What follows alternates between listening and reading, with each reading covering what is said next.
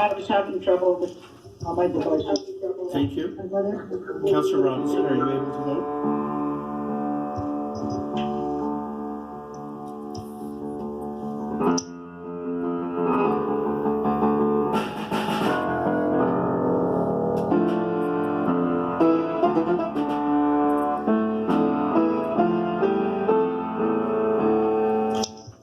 Speaker, part 2 of motion 1 does not carry. The vote is 10 to 15.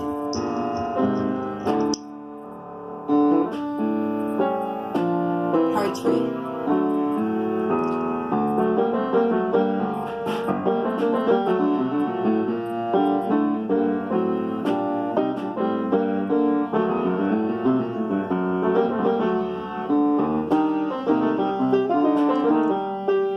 Just stand by, members.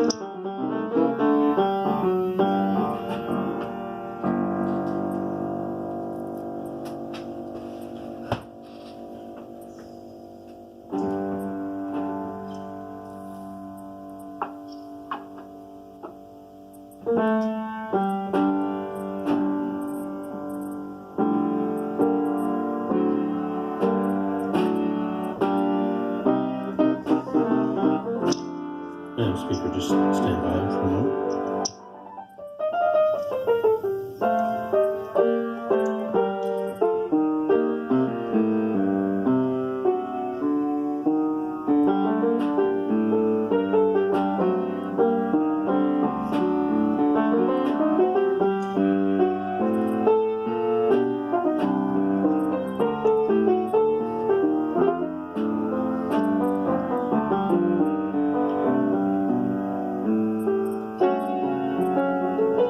The voting panel is now open.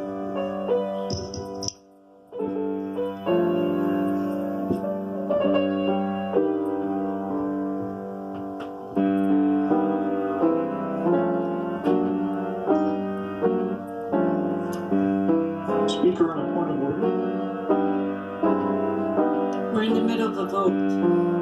I realize that. We just need to confirm, Madam Speaker, that it's only part 3, because I can't see the highlighting on my screen. Yes, it's only part 3. We voted on Thank 1 you. and 2 as we're voting on part 3 now.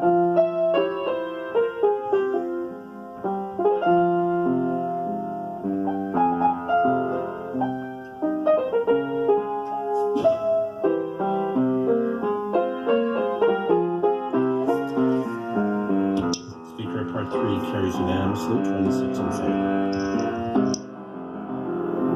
Thank you.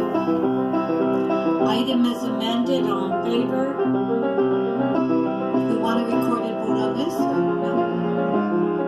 All in favor? Show of hands. Carry. Thank you.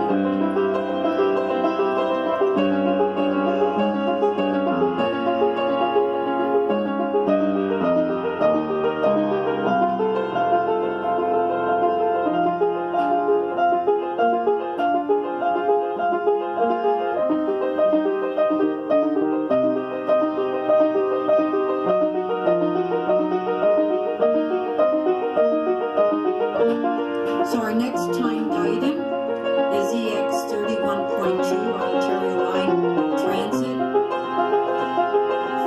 Councillor Cressy held the item down. Do we have questions?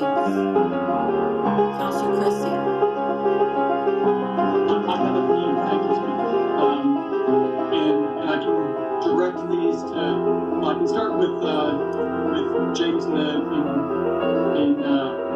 transit planning there, but please direct it as necessary. Two of the TOCs in my report here, one at the Queen and Spadina stations and the King and Bathurst stations. Parkland is not proposed to be made available on the site. Is that correct? Through the Speaker, that is correct, Councillor. And so, how has the absolute parkland being proposed on site? How has IO and our provincial partners proposed to address parkland as part of these two TOCs? Initially, their approach on all TOCs where parkland isn't on site is to say that we would get cash in lieu when the developing partner comes forward with a proposal. We have been asking for ways to try and acquire property off-site to expand the local park in the vicinity of those particular TOC proposals.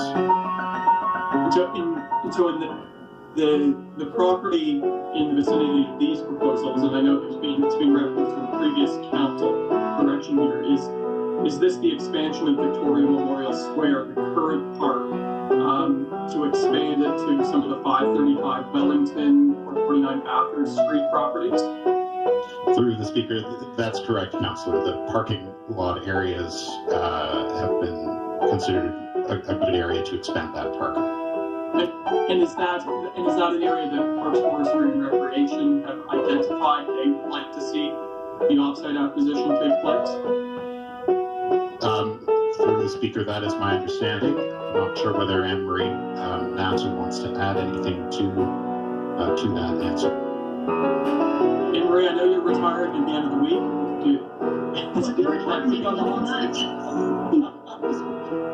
Through the speaker, yes, we are always looking to try and get parkland, on-site parkland as a priority over obviously cash and lieu, and unfortunately with these sites they're small, so we have looked at opportunities to try and point to securing that off-site parkland, particularly for IO, but at this point in time we have not been able to secure it. And this can be for James or Anne-Marie, then has IO indicated a willingness to acquire that as off-site dedication of parkland, or have they indicated a willingness to explore other financing options to help us acquire? Through the speaker, it's the latter, Councillor. They have indicated that they would be prepared to work with the city to finance the purchase of that, but they have not been willing to purchase it directly themselves. If the resources were available, is that purchase with the upfront financing from IO something that the city, PFNR, or in conversations with senior city staff, is that a direction we're interested in heading? Through the speaker, that is something that we would need to work out details with. The devil is always in the details, but yes, I think that there's openness to exploring that opportunity with Infrastructure Ontario. And then just my final question on this, is the property that Anne-Marie mentioned, and you mentioned, James, adjacent to Victoria Memorial Square, this is 535 Wellington, 49 Bathurst, is it currently for sale? Through the speaker, it is for sale. Where in the process it stands is not fully clear to us right now.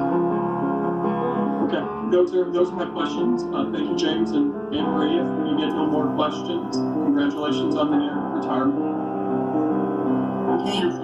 Thank you. Councillor Holiday, you have questions? I do, Madam Speaker. Okay.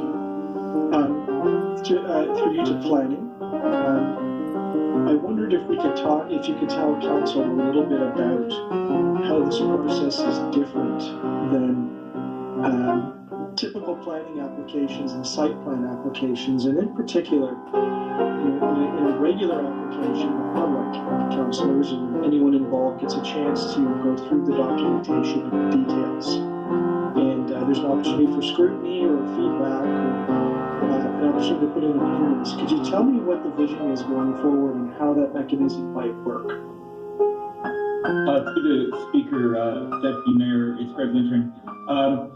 To date, the process has mostly been about an MZO, and information has been shared with the city and with the public through various community consultation processes around the conceptualization of these sites and what is necessary to put the zoning in place. But we have not gotten into the details yet. The next step would be that the province would go out and procure actual developers for these sites. And it's at that time that we would get into the process. And I think we've indicated in the report that the city staff are interested in, because we haven't had actual applications filed to date, the city staff has put forward to IO that we would like their arrangements to include the requirement for a site plan application and normalization of the process, submissions, public disclosure of information to the extent possible under the transit legislation that's in place, and be able to engage the public. And in that respect, we have direction from council last December to advance these matters to various as development applications once we have actual development. Thank you. Just to go a little deeper, we are at the government to government stage right now, where there's a discussion about transit-oriented communities, and it's still rather conceptual because there isn't necessarily a proponent. But there's this idea of buildings and some general idea of size because we're determining zoning. But that's sort of where it stops. That's different than a typical development proposal. Is that correct? Yes, that's correct. And oftentimes we've got much more detailed information that we're talking to the public about. Of course, the public is always ahead of us and has a lot of detailed questions that they like answered, or at least to table issues and be able to work with the public on how projects evolve. So that kind of engagement has not taken place yet. And the report does go through site by site the level of information that we do have so far and the conceptual design of these projects, but there is another much deeper level of information that would come in a second round. Okay, so you've got instructions from the previous council debate to come back to council with some plans about how, once these things sharpen and evolve and mature into happening projects, and maybe that's because a proponent has been selected, there should be a chance for people to get into the details. And that's not unlike any other development that we deal with. At least through the development process of the planning, people get to have a look at the plans, the engineering studies, all the details that are scrutinized by staff and by the public independently, and a chance for the value in that process to come back to council. Would that be a fair statement about where you're seeing this thing head? Yes, that's fair. We will try to make it as application-like as possible. Again, certain work of by the legislation. But we will bring preliminary reports. We will host community consultation. We will try to make it as application-like as we can within the confines of what the province is proposing and their jurisdiction.